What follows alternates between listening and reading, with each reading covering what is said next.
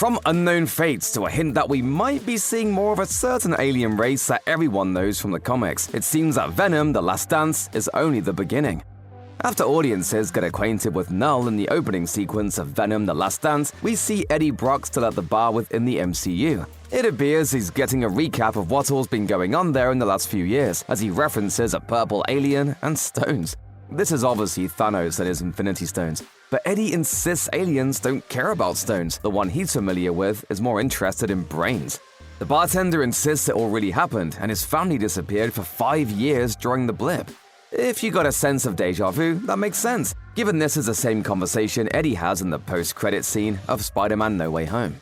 You know what aliens love? Eating brains, because that's what they do. Of course, the scene ends by setting up the symbiote's inclusion in the MCU proper, as we eventually see a little bit of Venom's goo get left behind after Eddie gets sucked back into his own reality.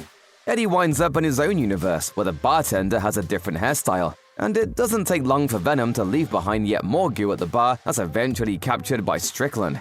We have a feeling all this goo dropping is going to be very important going forward in both the MCU and Sonyverse.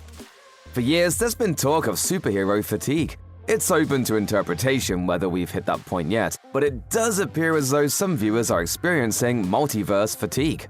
The MCU is currently in its multiverse saga as it barrels toward Avengers: Secret Wars, and the same concept has been used in the animated Spider-Verse movies, as well as the DC Extended Universe. Now we've officially reached a point where comic book movies are aware of how many people are tired of the trope. Still, that doesn't mean the studios are going to stop cranking them out anytime soon. Over the summer of 2024, Deadpool and Wolverine took plenty of potshots at the concept, with Wade Wilson explicitly stating how the multiverse just wasn't working. I smell what you're stepping in, Sensei. Your little cinematic universe is about to change forever. Now Venom is getting in on the fun.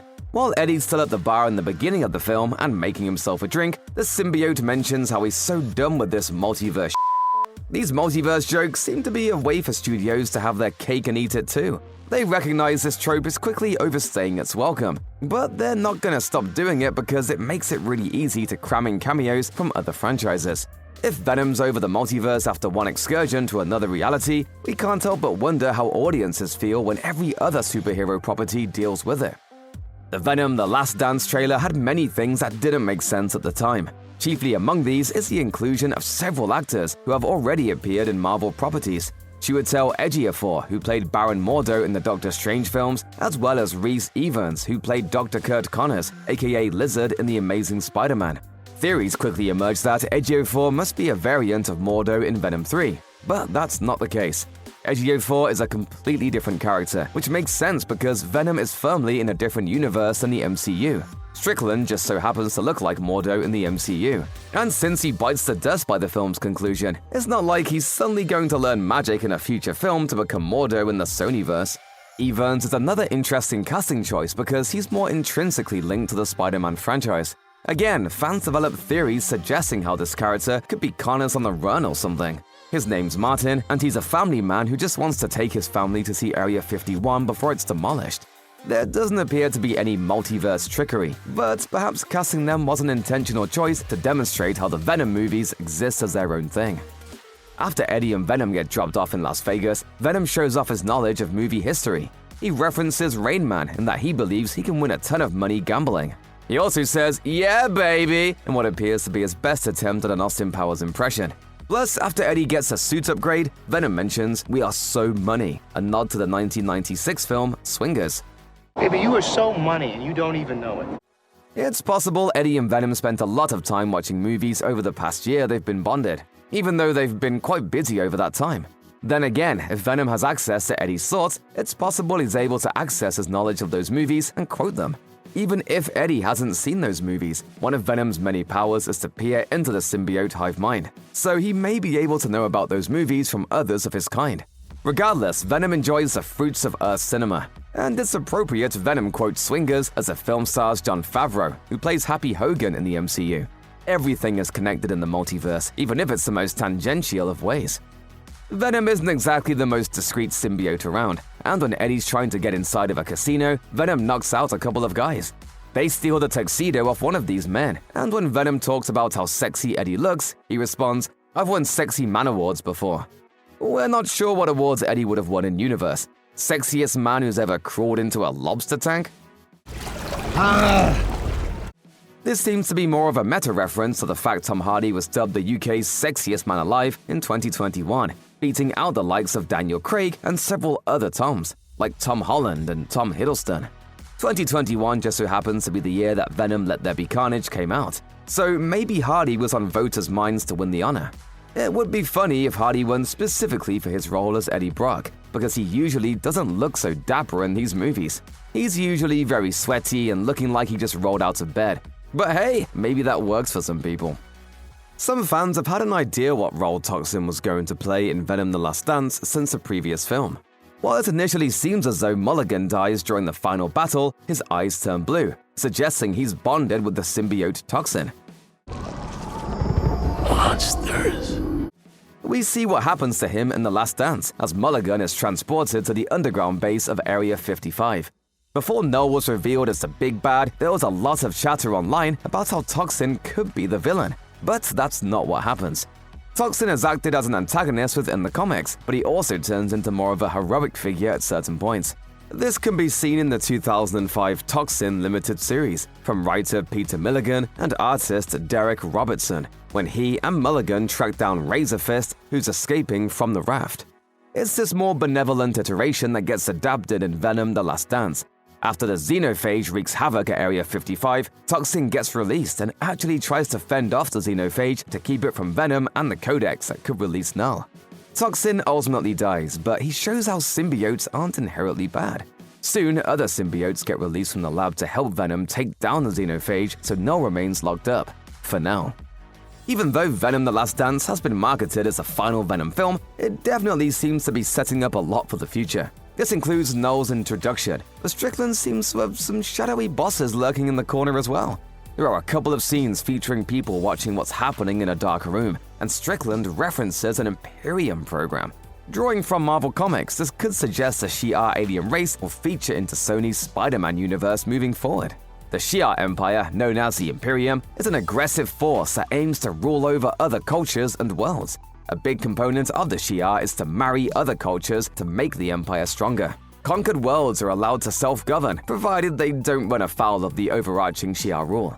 Setting aside any sticky rights issues with Disney, what if those shadowy figures were actually Shi'ar? They could have been using Strickland as a means to conquer Earth. And with the notice that Null aims to get out of his imprisonment, it would have given them an extra incentive to kill Venom and Eddie to prevent Null from getting out. They may not necessarily care about Earth, but they don't want anyone else encroaching on a potential future territory. The Shi'ar have been part of many Marvel storylines since their introduction in Uncanny X-Men issue number 97 by Chris Claremont and Dave Cockrum. So there's no shortage of ways for them to become incorporated in future movies. The Shi'ar were one of many alien races we wanted to see incorporated into the MCU, but we may have to make do with the Sonyverse instead. Venom was the very first symbiote introduced in Marvel Comics, and he was a big hit. It shouldn't have been too surprising that Marvel wanted to capitalize on his popularity and expand upon the mythology. This included adding a ton of other symbiote characters into the comics, several of which have already appeared in other Venom movies like Riot and Carnage. Venom: The Last Dance brings in a ton of more symbiotes, but the difference this time is that they're not fighting against Venom. Just like Toxin, they're trying to help him in the final act to stop Null from obtaining the Codex. We see the symbiotes initially suspended in various containing units, but after the xenophage causes mayhem, they're released and promptly bond with nearby human hosts. They don't exactly get proper introductions, but based on color schemes, we can surmise that Phage and Agony are part of the mix. Lasher is likely the symbiote that attaches to Clark Baco's scientist character, as the symbiote draws from her Christmas tree pin to turn her into a green and red figure, which is its color scheme in the comics. As tends to be the case with any high-profile blockbuster, there were tons of rumors and reported leaks running up to the release of The Last Dance. As is also often the case, many of them didn't come to pass in any shape or form. One rumor suggested the film would finally introduce Peter Parker, with Eddie meeting a young version of the character, only to realize that Peter has to kill him one day due to his access to the multiversal hive mind. Hey, maybe I should go to New York and speak to this, Spider-Man.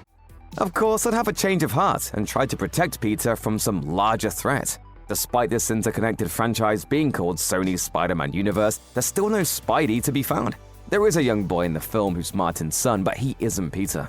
After Venom's death by acid, destroying the Codex and keeping Earth safe from Null for the time being, Eddie does wind up in New York. This could put him on a collision path to meet up with Morbius and Madam Web. Since Venom's dead, there may not really be a reason for them to try to meet up with Eddie. But if that post-credit scene suggests what we think it suggests, it's only a matter of time until the Lethal Protector returns. The mid-credit scene for The Last Dance sees Null ominously monologuing before finally lifting up his head so that we can finally see his face. It definitely hints there are larger plans for him, and they may very well include Venom. Much of the marketing surrounding the film has emphatically stated how it's the last Venom movie, and the story does seem to wrap things up. Venom sacrifices itself, killing the xenophages in the process to protect Earth and Eddie. Eddie's now in New York, where he could seemingly start a normal life, but there may be other things in store.